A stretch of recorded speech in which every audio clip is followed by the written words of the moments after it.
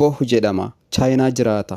Hiikni maqaa isaa knowledgeable or broad-minded jechuudha. Afaan Oromootiin beekaa jechuudha. Akkas jedha. Waggaa guutuu YouTube chaanaalii koo irratti viidiyoo fe'an ture. Namni viidiyoo koo ilaalu muraasa. Kana qofaa miti. Algoritmiin YouTube's akkan hojii hojjechaa jiru na dagateen fakkaata. YouTuberoonni hunduu yeroodhaaf Faaximaa akka koo kana keessa darbuu halkan edaa motivational YouTubii tokko osoo daawwadhuun dhaga'e. Eeyyeen kaameeraa malee, maayikii malee, akkasumas dandeettii gahaa malee ofitti amanamummaa qofaan akka hojjechuu danda'u hubadhe.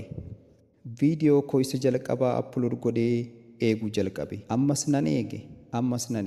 Akkuma nama gatii bitcoinii hordofuutti amma eegee dadhabe. YouTube Studio refresh gochuudhaan nama naaf ilaalu, nama naaf like, subscribe, comment, share godhu. Like, subscribe, commentii fi sharein yoo namni ilaalu argamee mire baay'ee hifadhus cheekaappii baay'eedhaan booda view tokko, like 0 yaada yookaan commentii kaadhimaa tokko qofa irraa jabaadhu isa jedhu arge.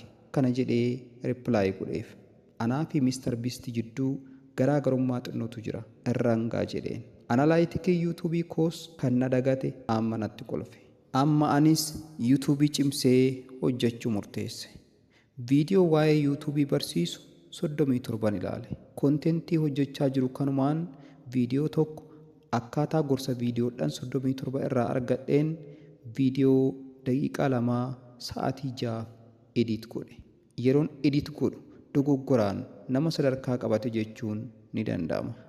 Erga edit xumuree booda sa'aatii namoonni YouTubii irra taa'uu danda'an tilmaamuun chaanaala koo irratti upload godhe.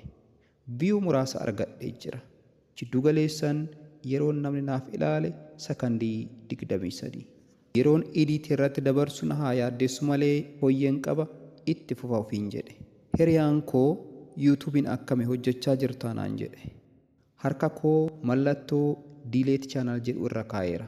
Sana gidduutti YouTubii irraa beeksifni yookaan notificationin dhufe. You got 1 subscriber jedha. Moo'insi wayii natti dhagayame. Viidiyoo koo edit gochuu itti fufe. Seensa viidiyoo kootii irratti haasawaa nama hawwatuu fi viidiyoo kana hanga dhumaatti akka daawwattoonni ilaalan dirqu haasa'e. Dhumarratti upload godhe.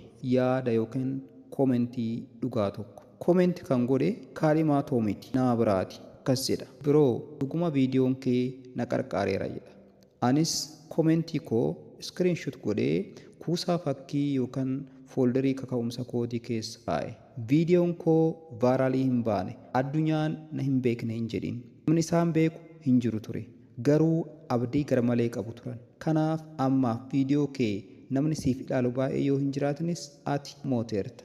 Ati YouTubera dhugaa taateerta. Tiitooriin kun akka isin fayyadu abdiin qaba. Keessattuu namoota YouTubii jalqabanii hordoftoota gahaa dhabaniif. Namoonni isin fayyade chaanaalii keenya subscribe godhaa. Akkasumas viidiyoo kana like, share gochuu hin dagatinaa. Yaada qabdan commentii viidiyoo kanaa jalatti naaf barreessaa isiniin jechaa nagaa isinit dhaammadha. Bye bye.